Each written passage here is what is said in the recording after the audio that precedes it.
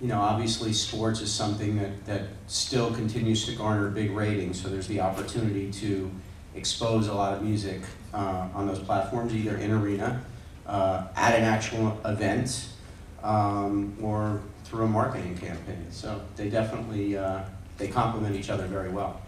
The other thing we have to remember, what business we're in sports. Everybody thinks, you know, the Mavs are in the basketball business, the Yankees are in the baseball business. We're not.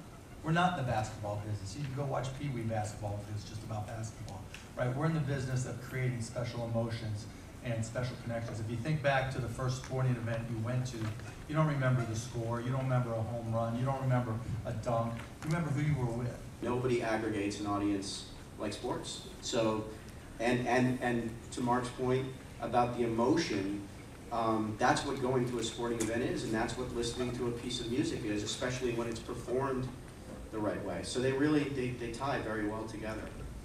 I think people, they like filters and they like association. They like somebody to say, hey, that's cool.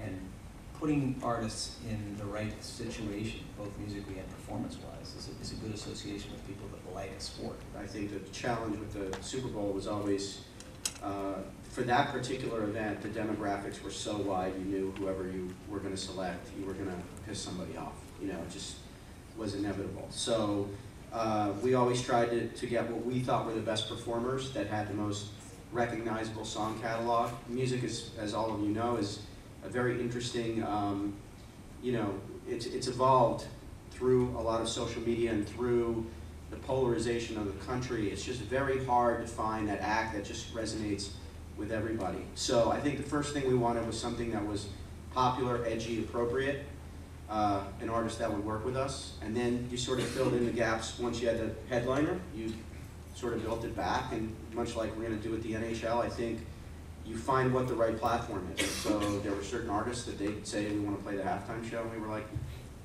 you're not going to get to play the halftime show. So we have a kickoff show that we do at the beginning of the season, and it doesn't do a 42 rating, but it does an 8, and we'll promote you all summer, and you have an album coming out in September. So that's sort of how we went about and made those decisions. Where do we look? I mean, wherever we can find it. I mean, you know, every week or two I'll go through, you know, iTunes and go look. And then probably more often than that, people are sending me MP3s of songs they've done that they'd like to have played. And, you know, more often than not, they don't work. 99.9% of the time they don't work. But, you know, there's one song, This Is Where Amazing Happens, that got sent to me just out of nowhere that we picked up and started playing. And now, and I don't know if we play it by example, we're you know, doing auto-tune map highlights, auto-tune play, you know, we're doing, you know, trying to be original wherever we can as well.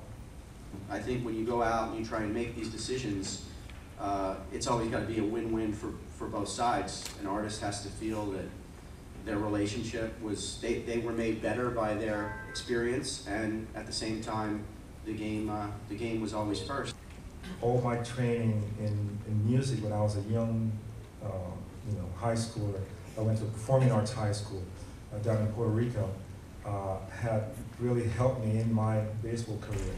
At a very young age, I got exposed to, you know, working on a piece that I had to perform in front of an audience. That what it took, you know, to get it done, the discipline, the work ethic, the frustration, and the patience that you have to have.